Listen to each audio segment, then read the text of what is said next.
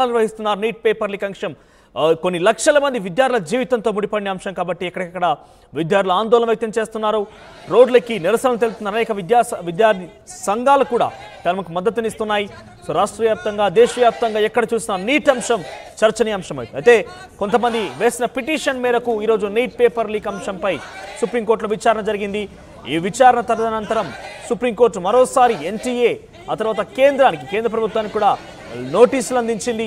Neat పరీక్షలో ఏమాత్రం తప్పిదం జరిగినా కూడా ఎటువంటి నిర్లక్ష్యం జరిగినా కూడా మూల్యం చెల్లించాల్సిందే నిర్లక్ష్యం తగదు అంటూ కూడా సుప్రీంకోర్టు వార్నింగ్ ఇచ్చింది 0.001 అంటే 0.1% నిర్లక్ష్యం ఉన్నా కూడా వారిపై చర్యలు తీసుకోవాలంటూ కూడా సుప్రీంకోర్టు ఆదేశించింది పరీక్ష నిర్వహణలో తప్పులు సరిదిద్దాలన్న న్యాయస్థానం ఇక లీకేజ్ ఆరోపణలపై 2 వారాల్లో పూర్తి స్థాయి జవాబు ఇవ్వాలని చెప్పి సుప్రీంకోర్టు ఆదేశించింది విద్యార్థుల కష్టాన్ని మరిచిపోకూడదన్న సుప్రీంకోర్టు సమస్యలు పూర్తిగా పరిష్కరించాల్సిందని ఆదేశించింది తదుపరి విచారణ వచ్చే నెల 8వ తేదీకి వాయిదా వేసింది జూలై 8న మరోసారి విచారించనుంది లక్షల మంది విద్యార్థులకు సంబంధించిన అంశం కాబట్టి అక్రమాలు జరిగాయా అనేది పరిశీలించాల్సిన అవసరం ఉందని సుప్రీంకోర్టు వ్యాఖ్యానించింది సో ఈరోజు దేశవ్యాప్తంగా ఎక్కడెక్కడ విద్యార్థి సంఘాల మద్దతుతో విద్యార్థులు రోడ్డెక్కారు కొన్ని లక్షల మంది విద్యార్థులు సుమారుగా ఈ నీట్ పరీక్షని 23 లక్షల మంది విద్యార్థులు హాజరై రాస్తే సుమారుగా 13 లక్షల మంది విద్యార్థులు దీంట్లో అర్హత సాధించారు అయితే ఒక బిగ్గెస్ట్ రికార్డ్ని ఈసారి నీట్ కైవసం చేసుకున్నది పేపర్ లీక్ అంశంతోనే సాధ్యమైంది అనేది పెద్ద ఎత్తున ఆరోపణ వినబడుతోంది 67 మంది విద్యార్థులు మొదటి ర్యాంక్ సాధించారు రెండవ ర్యాంక్ సంబంధించి 719 718 మార్కులతోని 2-3 ర్యాంకులు ఉన్నాయి సో పూర్తిగా బైక్ రావడం అనేది చాలా చర్చనీయాంశం అవుతోంది సో ఒకే ఎగ్జామినేషన్ సెంటర్లో నుంచి హర్యానా రాష్ట్రంలో ఒకే ఎగ్జామినేషన్ సెంటర్ నుంచి సుమారుగా 62 నుంచి 69 సుమారుగా 8 మంది విద్యార్థులకి ఒకే సెంటర్ నుంచి వాళ్ళు రావడం అనేది చర్చనీయాంశం అవుతోంది 62వ ర్యాంక్ నుంచి 69వ ర్యాంక్ వరకు కూడా వీళ్ళందరూ ఒకే ఎగ్జామినేషన్ సెంటర్ నుంచి ఎగ్జామ్ రాసి బయటికి వచ్చారు ఎంత చిన్న తప్పిదమైనా కూడా డెఫినెట్గా దానికి సంబంధించి మూల్యం చెల్లించాల్సిందే ఎవరిని కూడా వదిలిపెట్టే పరిస్థితి ఉండకూడదంటూ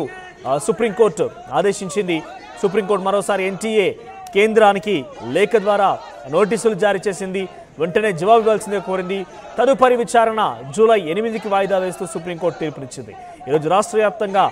ఎక్కడికక్కడ ఈ యొక్క విద్యార్థులకు సంబంధించి విద్యార్థి సంఘాల మద్దతుతోని వాళ్ళు ధర్నాలు చేస్తున్నారు నీట్ అంశం కొన్ని లక్షల మంది విద్యార్థులకు సంబంధించి భవిష్యత్ అంధకారంలోకి నెట్టివేయబడింది లీక్ అంశం అనేది విద్యార్థులు ఆందోళన వ్యక్తం చేస్తున్నారు తల్లిదండ్రులందరూ కూడా భావోద్వేగానికి లోనవుతున్న పరిస్థితి తన యొక్క పిల్లల భవిష్యత్తు కోసం కొన్ని వేల లక్షల రూపాయలు వెచ్చించి నీట్ కోచింగ్ పంపించడం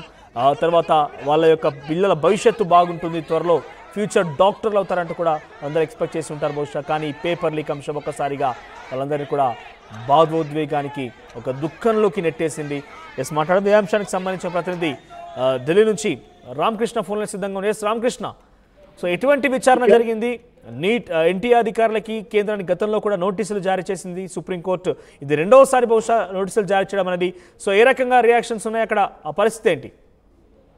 దాదాపు కూడా గతంలో చూసుకుంటే 1500 మందిని రిజల్ట్స్ ని ఆపేసింది వాళ్ళందరికీ కూడా మళ్ళీ ఎగ్జామ్స్ కండక్ట్ చేయాలని నిర్ణయించింది మరి అయితే దేశవ్యాప్తంగా నీట్ పేపర్ లీకేజీ ప్రకంపనల నేపథ్యంలో 67 మందికి ఆల్ ఇండియా ఫస్ట్ ర్యాంక్ రావడంపై విమర్శలు తలెత్తాయి నీట్ స్కామ్ జరిగిందని ప్రతిపక్షాలు ఆందోళన చేస్తున్నాయి నీట్ ఫలితాలపై దేశవ్యాప్తంగా కూడా ఆందోళనలు కొనసాగుతున్నాయి మరి ఈ నేపథ్యంలో సర్వోన్నత న్యాయస్థానం ఎంటర్ దాదాపుగా ఎక్కడైతే గ్రేస్ మార్కులు ఎవరికైతే కలిపారో 1500 మందికి గ్రేస్ మార్కులు కలిపారో ఆ 1500 మందిని మళ్ళీ ఎగ్జామ్స్ రాయమని చెప్పింది దాంతో పాటు 67 మంది ఆల్ ఇండియా ఫస్ట్ ర్యాంక్ సంబంధించిన వాళ్ళు ఒకే ఏరియా నుంచి ఒకే సెంటర్ నుంచి బయటికి రావడం అది కూడా అనుమానాలకు తావిచ్చింది మరోసారి నేషనల్ టెస్టింగ్ ఏజెన్సీకి ఎన్టీఏకి కేంద్రానికి నోటీసులు జారీ చేసిన సర్వోన్నత న్యాయస్థానం నీట్ పరీక్షలో ఏమాత్రం నిర్లక్ష్యం తగదని చెప్పి సర్వోన్నత న్యాయం స్ట్రాంగ్ గా వార్నింగ్ ఇచ్చింది 0.001% నిర్లక్ష్యం ఉన్న వారిపై చర్యలు తీసుకోవాలని చెప్పేసి పేర్కొంది పరీక్షల నిర్వహణలో తప్పులు సరిదిద్దాలన్న న్యాయస్థానం లీకేజ్ ఆరోపణలపై 2 వారాల్లో జవాబు చెప్పాలని చెప్పేసి నోటీసులు జారీ చేసింది విద్యార్థుల కష్టాన్ని మర్చిపోకూడదని సుప్రీంకోర్టు పేర్కొంది సమస్యను పూర్తిగా పరిష్కరించాల్సిందేనని ఆదేశించింది తదుపరి విచారణను ఈ నెల 8కి వాయిదా వేస్తూ సర్వోన్నత న్యాయస్థానం నిర్ణయం తీసుకుంది నీట్ ఎప్పుడు కూడా చూసుకున్న ఎప్పుడు విమర్శలకి గురైతా ఉంటాయి నీట్ ఎగ్జామ్స్ ఈసారి భారీ విమర్శలు ఒక ఆల్ ఇండియాలో 67 మందికి ఫస్ట్ ర్యాంక్ రావడంపై అనుమానం తలెత్తాయి అది ఒకే పరీక్షా కేంద్రం నుంచి రావడం ఇంకా ఇక్కడ లీకేజ్ జరిగిందని తెలిసింది. మరి దాంతో పాటు ఇక 1500 మందికి గ్రేస్ మార్కులు కలిపారు. వాటిని కూడా